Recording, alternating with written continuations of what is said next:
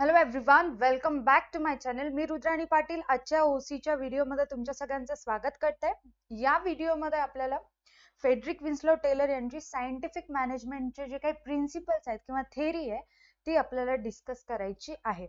Okay, जो previous video होता त्याच्यामध्ये आपण काही त्यांचे प्रिन्सिपल्स बघितलं, जसं की आपण science not rule of thumb, harmony not discard किंवा मेंटल रिव्होल्युशन असे आपण 3 प्रिन्सिपल्स डिस्कस केलेलं आहोत. ऑलमोस्ट झालेलं आहे.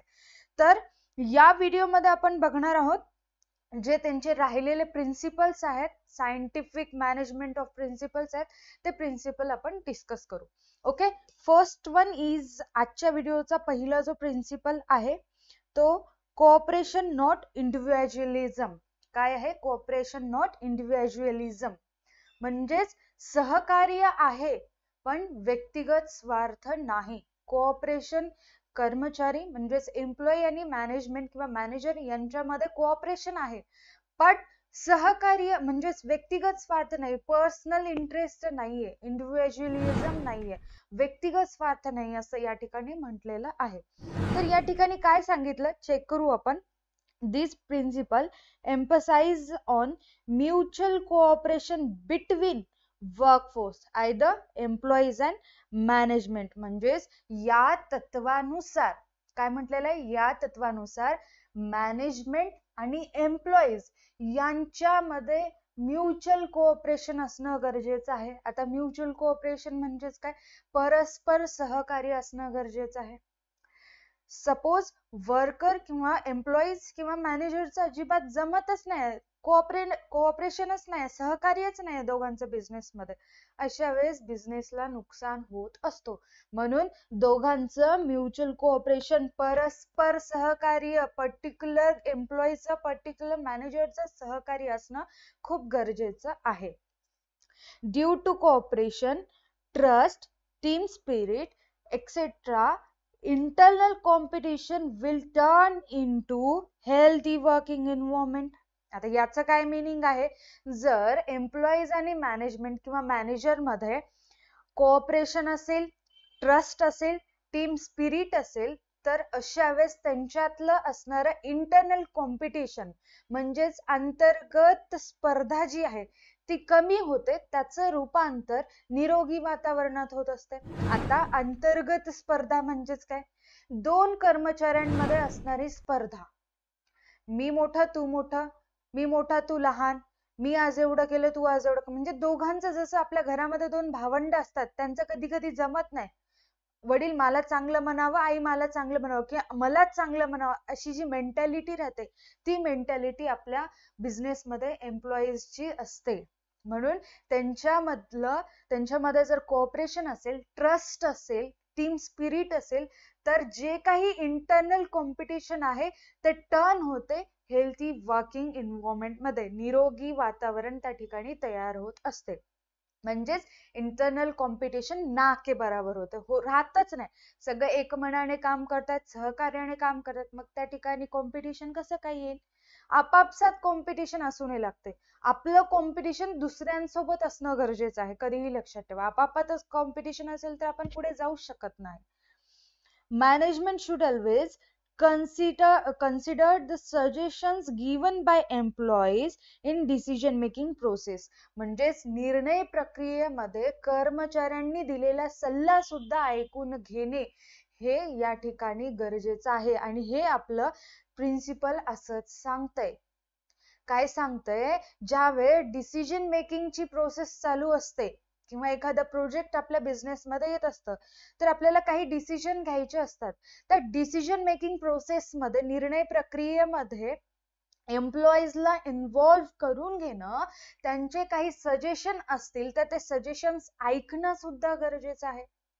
हा, पटत असेल तर त्या सजेशन्स वरती काम करणं ठीक आहे, पण ऐकून घेणं हे अतिशय महत्वाचं आहे. नाहीतर कुठलं पण डिसिजन घ्यायचं असेल, एम्प्लॉईज नाही काय नाही, परस्पर जे काही सुपरवायझर असतात किंवा जे अथॉरिटीज असतात त्यांच्याकडनं डिसिजन घेतलं जातं आणि एम्प्लॉईजला फक्त सांगतात की याच्यावरती एक्झिक्युशन करत चला.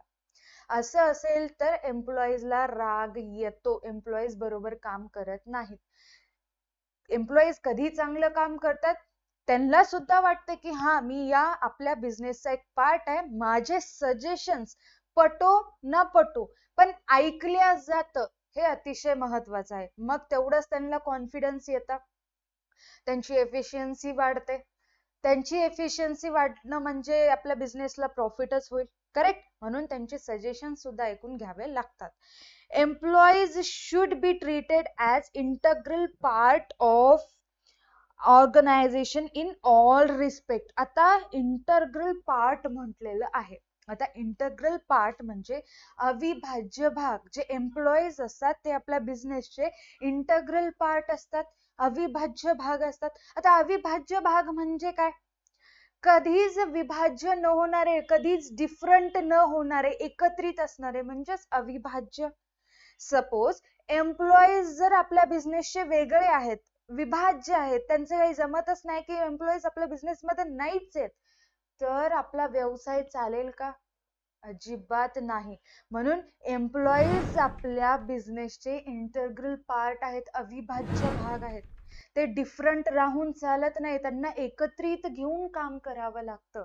समजायला त्यांचा विचार करावा लागतो, जे आपण हेनरी फोर्ड यांच्या काही प्रिन्सिपल्स मध्ये सुद्धा डिस्कस केलं होतं. Okay, then at the same time employees should resist themselves from going on strike. हे सुद्धा अतिशय महत्वाचे आहे. त्याच मोमेंटला एम्प्लॉईजने सुद्धा स्ट्राईक वर जाणं टाळलं पाहिजे. स्ट्राईक वर म्हणजेच काय? संपावर जाणं. तुम्हाला माहिती आहे आपण महाराष्ट्रातले स्टुडंट आहोत.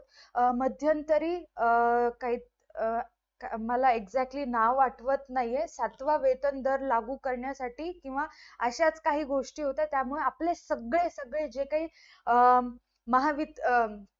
महावितरण म्हणते, सॉरी फॉर दॅट, आपले जे काही बस होते, गव्हर्नमेंट बस जे होते, आपण लालपरी असं थोडक्यात आपण त्यांना म्हणतो, तर आपले जे महाराष्ट्र गव्हर्नमेंट बस होते ते काही दिवसांपुरती पूर्णपणे बंद होते.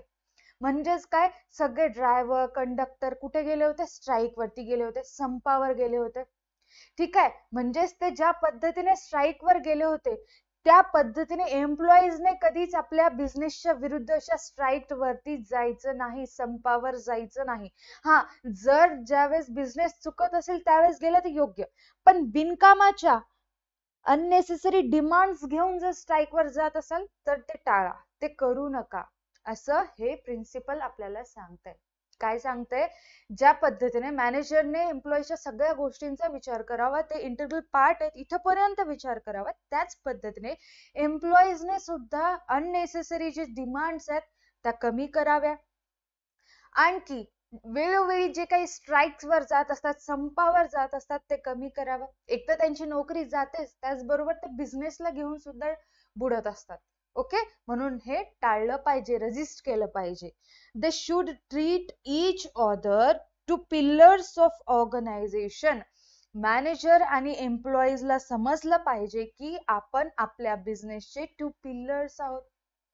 2 पिलर्स म्हणजे सपोज हा मॅनेजर आहे आणि हे एम्प्लॉईज आहेत, तर एक नसेल तर दुसरं जास्त वेळ टिकत नाही, दुसरं सुद्धा लगेच खाली पडते. म्हणून 2 पिलर्स समान काम करावे, 2 आधारस्तंभ आहेत आपल्या बिझनेसचे. ओके, कोण कोण आहेत? एम्प्लॉईज आणि मॅनेजर. दोघही तितकेच महत्वाचे आहेत, दोघांचं अस्तित्व तेवढंच महत्वाचं आहे आपल्या बिझनेस मध्ये.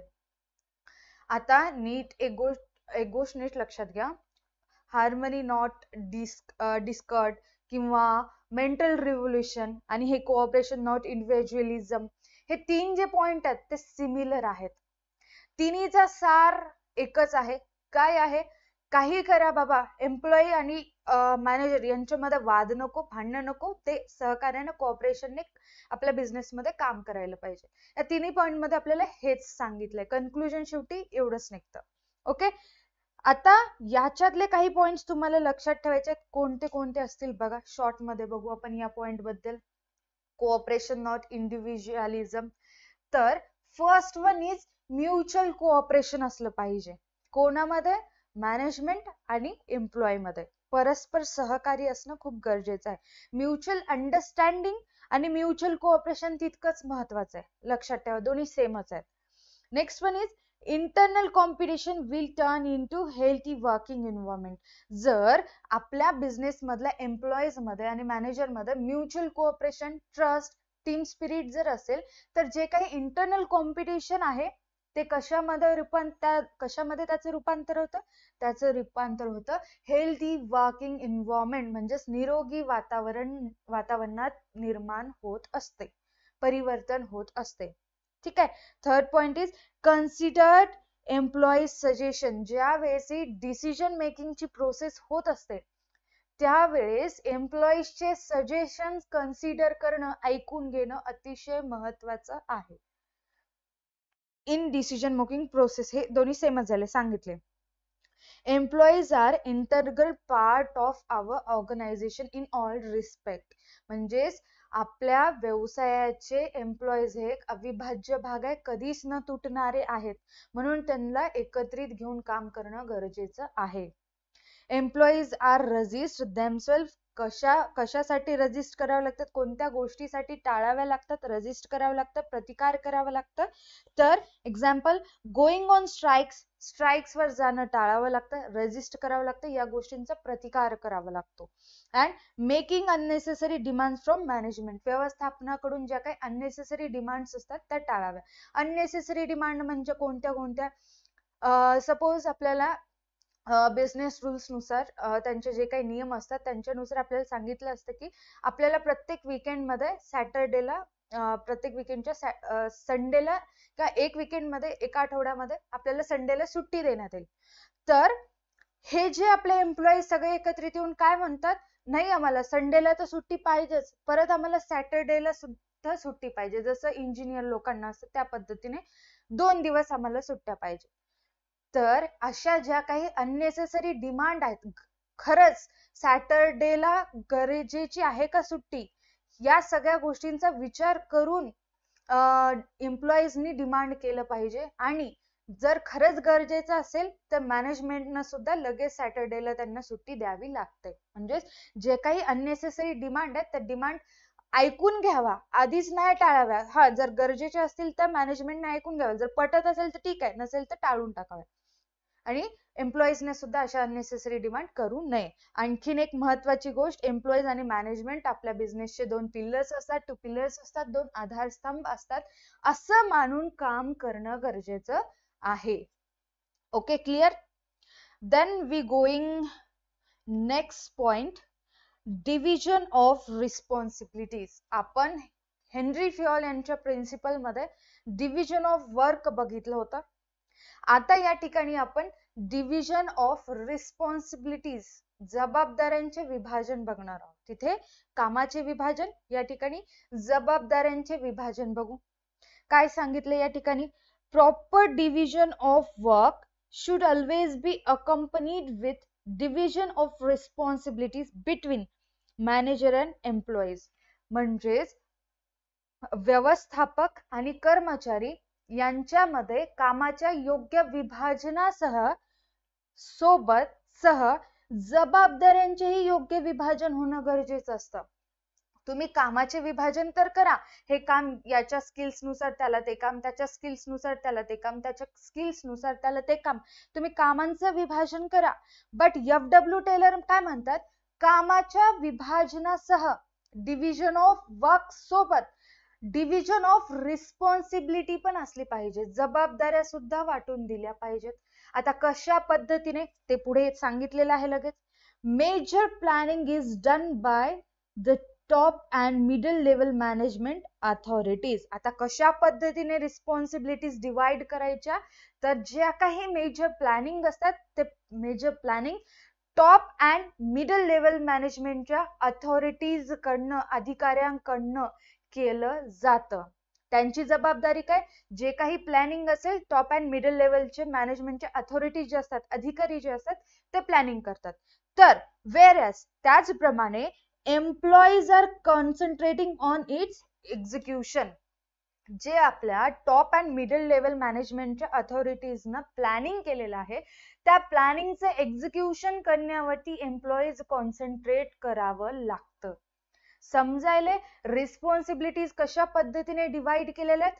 फर्स्ट वन इज जे काही प्लॅनिंग असेल top and middle level management authorities कडनं केलं जातं आणि एक्झिक्युशन ज्यावेळेस होतं ते एम्प्लॉईज एक्झिक्युशन करत असतात. ओके, अशा पद्धतीचे डिव्हिजन ऑफ रिस्पॉन्सिबिलिटी केलेलं आहे, डिवाइड केलेलं आहे. पुढे the reporting is done as per the instruction given by their superior. एम्प्लॉईजच्या सुपिरियरनं दिलेलं सुपिरियर्सनं दिलेलं जे काही इन्स्ट्रक्शन्स आहेत, जे काही प्लॅनिंग त्यांना सांगण्यात येते, तुम्ही अशा पद्धतीने काम करा, ज्यावेळेस असं म्हटलं जातं, त्यांनी सांगितलेल्या इन्स्ट्रक्शन्स नुसार काम एम्प्लॉईजला करावं लागतं. इन्स्ट्रक्शन नुसार काम कंप्लीट करावं लागतं कुणाला? एम्प्लॉईजला. अशा पद्धतीची जबाबदारी आहे एम्प्लॉईजची. Okay, manager should always help, encourage and guide the employees. Manager सुद्धा प्रत्येक वेळी आपल्या एम्प्लॉईजला गाईड करणं, इनकरेज केलं पाहिजे. गाईड म्हणजे मार्गदर्शन केलं पाहिजे, प्रोत्साहन दिलं पाहिजे. ज्या काही नवीन अपॉर्च्युनिटीज येतात त्या सांगितल्या पाहिजे. त्या अपॉर्च्युनिटीजचा फायदा एम्प्लॉईजला आणि मॅनेजर दोघांनाही झाला पाहिजे. म्हणजेच गाईड केलं पाहिजे. जर कुठे चुकत असतील एम्प्लॉईज तर त्यांना त्या ठिकाणी सांगितलं पाहिजे की बाबा तुम्ही चुकताय, असं नाही तर अशा पद्धतीने काम करा. ओके, इट हेल्प्स फॉर, त्यामुळे काय होतं? It helps for best performance of manager. मॅनेजमेंटची कामगिरी सुधारते, म्हणजेच मॅनेजरची कामगिरी सुधारत असते, उत्कृष्ट होत असते आणि त्याचबरोबर एम्प्लॉईजची कामगिरी सुद्धा उत्कृष्ट होत असते. आता का उत्कृष्ट होत असते? कारण दोघांच्या जबाबदाऱ्या डिवाइड करून दिल्या, कोणी कोणाच्या गोष्टीमध्ये इंटरफिअर करायचं नाही, सांगून टाकलेलं आहे. टॉप अँड मिडल लेवल मॅनेजमेंटच्या अथॉरिटीज तुम्ही फक्त प्लॅनिंग करा आणि एम्प्लॉईज त्यांनी जे काही प्लॅनिंग करतात, इन्स्ट्रक्शन देतात, त्याच्यावरती एक्झिक्युशन करा, इम्प्लिमेंट करा. म्हणजेच अंमलबजावणी तुम्ही कॉन्सन्ट्रेट करून करत राहा. दोघांचं वर्क, दोघांना रिस्पॉन्सिबिलिटीज डिवाइड केलं, त्यामुळे दोघांची एफिशियन्सी वाढते आणि त्यांचं परफॉर्मन्स वरचेवर चांगलं होत जाते. कारण भांडणं होत नाहीत, त्यांनी त्यांचं काम करतात, ह्यांनी ह्यांचं काम करतात. समजायलंय? आता काय काय परत एकदा शॉर्ट मध्ये तुम्हाला लक्षात ठेवायचं ते बघू आपण. डिव्हिजन ऑफ रिस्पॉन्सिबिलिटीज, एकतर डिव्हिजन ऑफ वर्क करा आणि त्याच्या बरोबरच डिव्हिजन ऑफ रिस्पॉन्सिबिलिटीज पण करा. कोणाकोणामध्ये? मॅनेजमेंट आणि एम्प्लॉईज मध्ये. तुम्ही कामाचं विभाजन करा, त्याचबरोबर जबाबदाऱ्यांचेही विभाजन करा. कोणाकोणाचे? मॅनेजमेंट आणि एम्प्लॉईजचे. आता कशा पद्धतीने करायचे?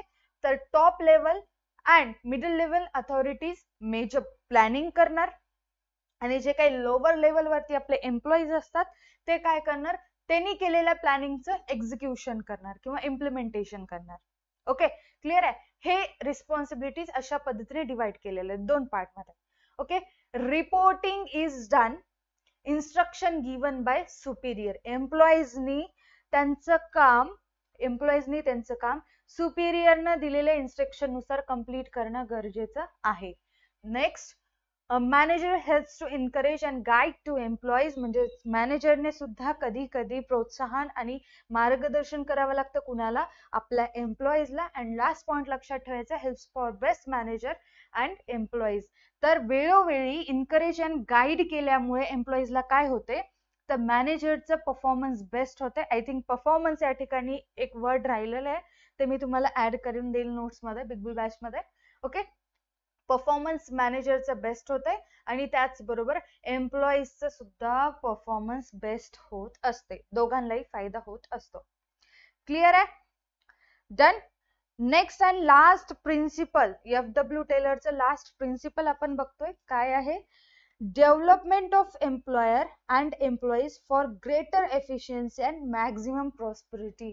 अतिशय महत्वाचं आणि मोठं पॉइंट आहे, तुम्हाला लक्षात ठेवावं लागणार आहे. तर मराठीमध्ये मीनिंग सांगते तुम्हाला मी, म्हणजे तुम्हाला लक्षात येईल. काय म्हटलेलं आहे? अधिक कार्यक्षमता आणि समृद्धीसाठी, समृद्धी म्हणजे प्रॉस्पेरिटी, अधिक कार्यक्षमता आणि समृद्धीसाठी मालक आणि कर्मचाऱ्यांचा विकास. आता बघा या पॉइंट मध्ये काय सांगितलं, मग तुम्हाला क्लिअर होईल. Don't worry about that, point लक्षात राहील, काळजी करू नका.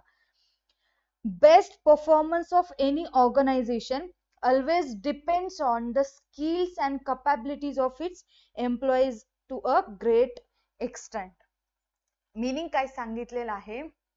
कधीही कोणत्याही कंपनीचा विकास किंवा कधीही कोणतीही कंपनी बेस्ट परफॉर्मन्स म्हणजे कधीही कोणत्याही कंपनीचा उत्कृष्ट कामगिरीबद्दल जर बोलत असलो आपण, कोणत्याही व्यवसायाच्या उत्कृष्ट कामगिरी ही फार मोठ्या प्रमाणात त्या व्यवसायामध्ये काम करणाऱ्या कर्मचाऱ्यांच्या स्किल्सवर आणि कपॅबिलिटीजवर अवलंबून असते. परत एकदा, बेस्ट परफॉर्मन्स ज्यावेळेस आपण म्हणतो त्यावेळेस बेस्ट परफॉर्मन्स हा शब्द कसा दाखवला जातो, तर ते त्या बिझनेस मध्ये काम करणाऱ्या एम्प्लॉईजच्या स्किल्सवर आणि कपॅबिलिटीजवर डिपेंड असतं.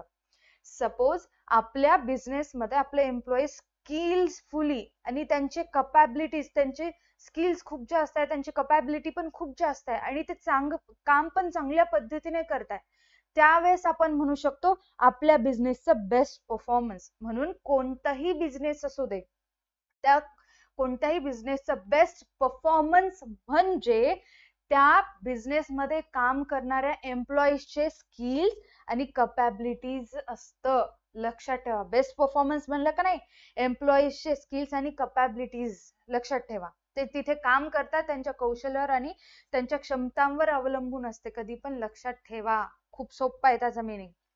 Thus, providing training and development programs to the employees whenever required is very essential.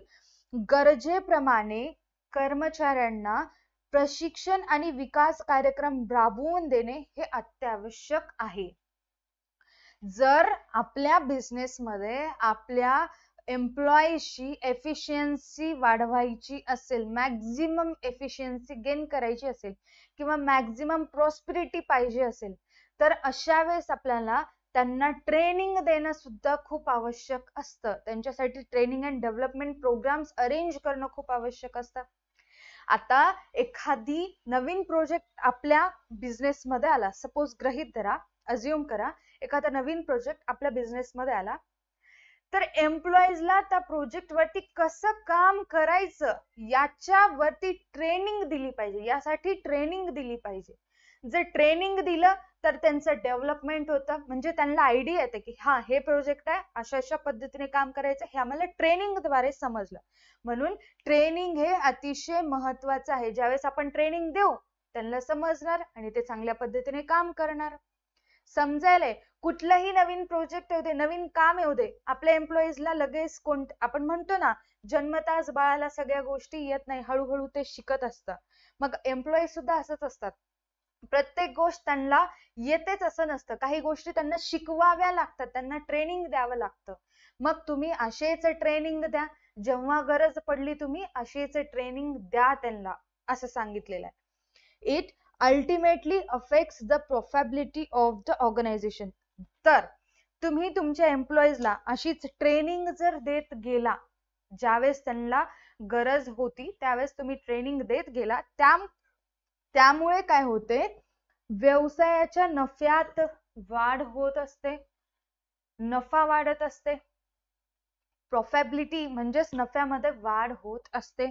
Each employee should be given proper opportunity. प्रत्येक कर्मचाऱ्याला योग्य संधी दिली तर to attain greater efficiency and maximum prosperity. नीट समजून घ्या, आपल्या बिझनेस मध्ये प्रत्येक एम्प्लॉईला जर योग्य अपॉर्च्युनिटी आपण देत असेल तर ते ग्रेटर एफिशियन्सी म्हणजे उत्कृष्ट त्यांची कार्यक्षमता होते आणि जास्तीत जास्त समृद्धी होत असते. कुणाची? एम्प्लॉईजची. ओके, प्रत्येक कर्मचाऱ्याला उच्च प्रतीची कार्यक्षमता व समृद्धीची योग्य संधी एम्प्लॉईजला दिली पाहिजे. खूप सोपं आहे, नीट लक्षात घ्या.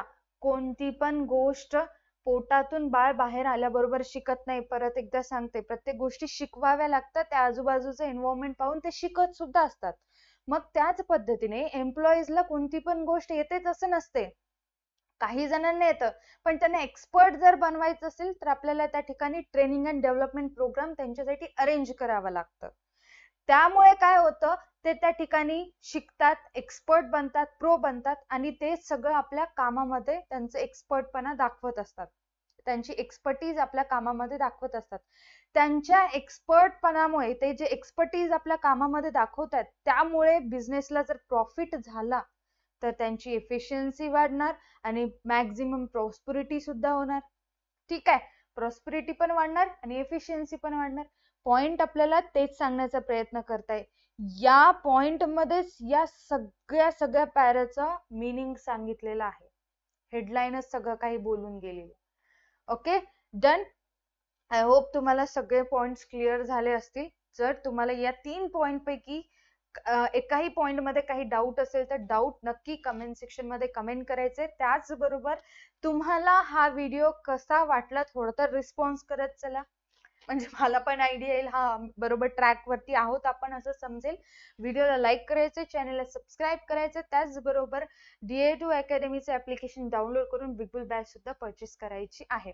परत एकदा सांगते, काही लेक्चर्स YouTube वरती उपलब्ध आहेत, बाकीचे सगळे बिग बुल बॅच मध्ये आहेत आणि त्याचबरोबर नोट्स सुद्धा त्या ठिकाणी उपलब्ध आहेत. परत कमेंट सेक्शन मध्ये नोट्स म्हणायचं नाही. नोट्स जर हवे असतील तर तुम्हाला बिग बुल बॅच जॉईन करावं लागेल. आजच्या व्हिडिओसाठी एवढंच. भेटूयात अशाच एका नेक्स्ट व्हिडिओमध्ये. टाटा बाबा, टेक अँड स्टे कनेक्टेड.